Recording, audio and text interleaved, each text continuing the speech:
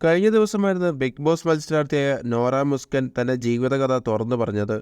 തന്റെ ദാമ്പത്യം തകർന്നതിനെക്കുറിച്ചും പിന്നീട് ജീവിതം തിരിച്ചുപിടിച്ചതിനെക്കുറിച്ചുമെല്ലാം നോറ സംസാരിച്ചിരുന്നു. വളരെ പെട്ടെന്ന് തന്നെ വിവാഹ ജീവിതം അവസാനിച്ചെന്നും ഡിവോഴ്സ് തരാൻ മുൻ ഭർത്താവ് തയ്യാറായിരുന്നില്ലെന്നുമൊക്കെയായിരുന്നു നോറ പറഞ്ഞത്. ഇപ്പോഴിതാ നോറയ്ക്കെതിരെ രംഗത്തെത്തിയിരിക്കുകയാണ് അവരുടെ മുൻ ഭർത്താവ്. താരം പറയുന്നത് അടിസ്ഥാനരഹിതമായ കാര്യമാണെന്നാണ് മുൻ ഭർത്താവ് അവകാശപ്പെടുന്നത്. കുറേ ദിവസമായി ഞാനും എൻ്റെ ഫാമിലിയും പലതും ഫേസ് ചെയ്യുന്നുണ്ട്. എൻ്റെ അഭിമാന പ്രശ്നമാണ്. ലക്ഷക്കണക്കിന് ആൾക്കാർ കാണുന്ന ചാനലിൽ ഒരു ഷോ നടക്കുന്നുണ്ട്, ബിഗ് ബോസ്. അതിൽ ഒരു വ്യക്തി ചില കാര്യങ്ങൾ പറഞ്ഞുകൊണ്ട് ആളുകളെ കബളിപ്പിക്കുന്നുണ്ട്.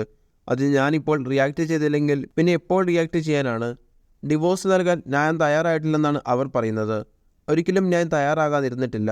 ഇന്ന് ഡിവോഴ്സ് കിട്ടിയാൽ ഇന്ന് ഒപ്പിട്ട് കൊടുക്കും എന്ന മാനസികാവസ്ഥയിലായിരുന്നു. കല്യാണം കഴിഞ്ഞ് 3 മാസമായപ്പോഴേക്കും ഇനി മുന്നോട്ട് ജീവിക്കാനാകില്ലെന്ന് രണ്ടാളും തീരുമാനിച്ചു. ഞാൻ ഡിവോഴ്സ് നൽകാൻ തയ്യാറായിരുന്നു.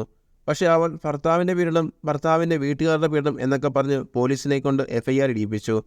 ഒടുവിൽ എൻ്റെ ഉമ്മയും ഉപ്പയും സ്റ്റേഷനിൽ നിന്നും എനിക്ക് ജാമ്യത്തിൽ ഇറക്കിക്കൊണ്ട് വരേണ്ട അവസ്ഥ വന്നു. അതുമില്ലാതെ കേസിൻ്റെ പേര്.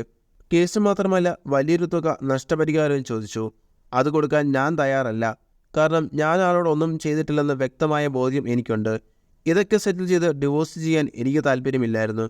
എന്നെ അറിയാവുന്നവർക്ക് ഞാൻ എന്താണെന്ന് നന്നായി അറിയാം. കല്യാണം കഴിച്ച പെണ്ണിനെ വീട്ടിൽ കൊണ്ടുപോയി പീഡിപ്പിക്കുന്നയാളല്ല ഞാൻ. ഞാനിപ്പോൾ വീണ്ടും ഒരു വിവാഹം ചെയ്ത് സന്തോഷമായി ജീവിക്കുകയാണ്.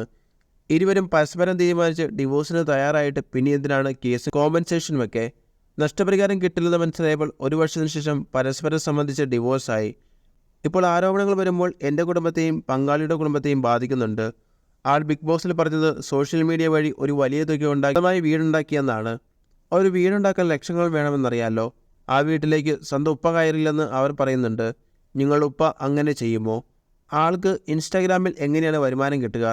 ഈ അടുത്ത് മാത്രമാണ് ഇൻസ്റ്റാഗ്രാമിൽ റവന്യൂ എന്ന് തുടങ്ങിയത്. കൊളാബറേഷനിലൂടെയും ഷൂട്ടിലൂടെയും എത്ര തുക കിട്ടും? യൂട്യൂബിൽ എത്ര സബ്സ്ക്രൈബേഴ്സാണ് ആൾക്കുള്ളത്?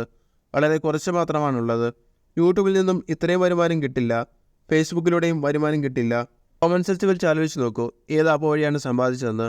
ആളുടെ ഉപ്പ അവളുടെ വീട്ടിൽ കയറാത്തതും ആൾ ഈ ആപ്പ് അംഗീകരിക്കാത്തതും അതുകൊണ്ടാണ്. ഞാൻ പള്ളി കമ്മിറ്റിയോട് കാര്യം പറഞ്ഞു. ഇവിടെ വരണമെങ്കിൽ ആ ആപ്പ് പൂർണ്ണമായും ഡിലീറ്റ് ചെയ്ത് വരണമെന്ന് പറഞ്ഞു. അവിടെയാണ് ഞങ്ങൾ ഡിവോഴ്സിലേക്ക് എത്തുന്നത്.